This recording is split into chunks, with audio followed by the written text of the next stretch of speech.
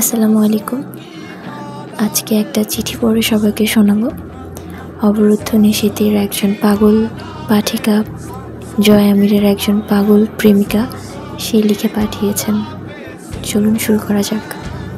প্রিয় জয় আমির, ভেবেছিলাম তোমাকে অন্য কোনো বিশেষ নামে সম্বোধন করব, কিন্তু কোনো নাম খুঁজে পেলাম না। আসলে তোমার জয় আমির নামটাই যে বিশেষ। তুমি জয় আমির এই পৃথিবীতে একজনই ছিলে, অমর হয়ে থাকবে আমাদের মতো হাজার পাঠক পাঠিকার অন্তরে। হয়তো বহু নতুন পাপিষ্ঠ পুরুষ আসবে, কেউ তোমার চেয়ে ভালো, কেউ বা তোমার থেকেও বেশি খারাপ, কিন্তু তারা কেউই তুমি হয়ে উঠতে পারবে না।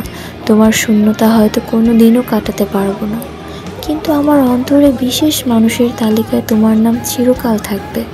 জানি না কেন যে তোমায় তুমি করে সম্বোধন করছি, কিন্তু যখন আপনি করে সম্বোধন করছিলাম তখন তো কিছুই লিখতে পারলাম না। আমার অজান্তেই যে তুমি আমার কতটা আপন হয়ে উঠেছ আমি বুঝতেই পারিনি। সত্যি বলতে সূচনা পর্বে তোমাকে আমার একদমই ভালো লাগেনি।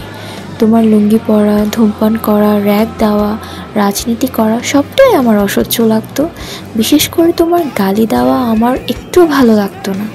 প্রথম পর্ব পড়েই বলেছিলাম আর যাই হোক না কেন এই উপন্যাসের নায়কের প্রেমে আমি পড়ব না, কিন্তু তোমার সেই বিশেষ ব্যবহারটা যে আমার মনে গেঁথে গিয়েছিল জয় আমির।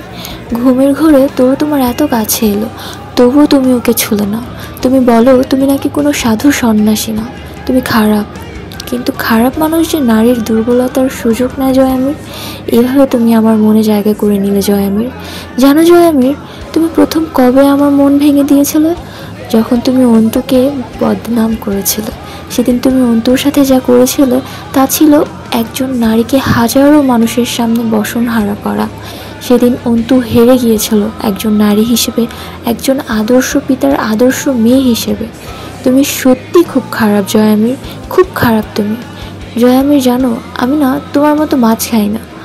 তোমার অতীতের অধ্যায় জেনে খুব কেঁদেছে জয় আমির। বারবার মনে হচ্ছিল ইস, যদি কোনোভাবে সেই সময় তোমাকে আগলে রাখতে পারতাম। জয় আমির, যদি সেদিন তোমার পরিবারের কোনো ক্ষতি না হতো, তোমার বড় বাবা যদি তোমাকে সুশিক্ষা দিতেন, হামজা ভাই যদি তোমার আত্মাটা নিজের অধীনে না নিতেন, তবে কি খুব বেশি ক্ষতি হয়ে যেত? হতো তো, তবে তো তুমি আর জয় আমির হতো না, আমিও তোমার মায়ায় পড়তাম না। হ্যাঁ জয় আমির, হ্যাঁ, তোমার প্রতি যে আমার অনুভূতি তা প্রেম নয়, আর এই মায়া কাটানোর ওষুধ কারো জানা নেই। তুমি যেদিন সন্তান হারিয়েছ সেদিন আমিও সন্তান হারানোর কষ্ট অনুভব করেছি।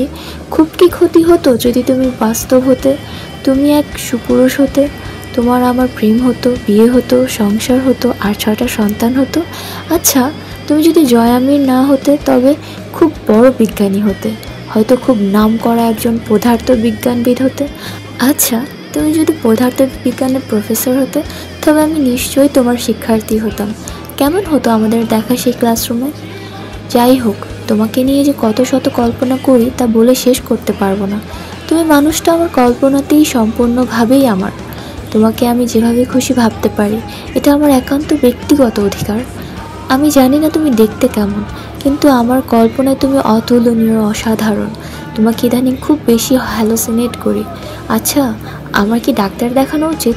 না থাক, যদি ডাক্তার দেখলে তোমাকে আর কল্পনা করতে না পারি। ধীরে ধীরে তোমার সব খারাপ অভ্যাসগুলো আমার ভালো লাগতে শুরু করলো।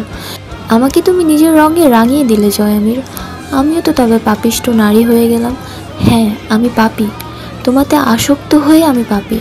জানো জয় আমির, তোমাকে কবে সবচাইতে বেশি ঘৃণা করেছিলাম?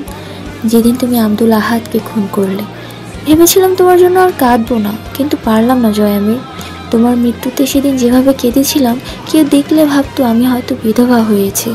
ভাগ্যিস সেদিন বাড়িতে কেউ ছিল না, নাহলে সবাইকে কী জবাব দিতাম। টানা 2 সপ্তাহ নীরবে অশ্রু বিসর্জন দিয়েছি। পরে নিজেকে বুঝিয়েছি তুমি তো বেঁচে থাকতেও আমার ছিলে না জয় আমির। তাহলে তোমার বেঁচে থাকা বা মরে যাওয়ায় কি আসে যায় আমার? আমার কল্পনায় তো তুমি সবসময় আমার ছিলে, আমার আছো আর আমারই থাকবে। আমার কল্পনায় আমার অস্তিত্বে চিরস্থায়ী, যা তোমার জীবন মৃত্যুর সাথে নির্ভরশীল নয়। তুমি আমার জয় আমির, তুমি আমার, আর আমি তোমার বাস্তব জীবনের তরুণীধি।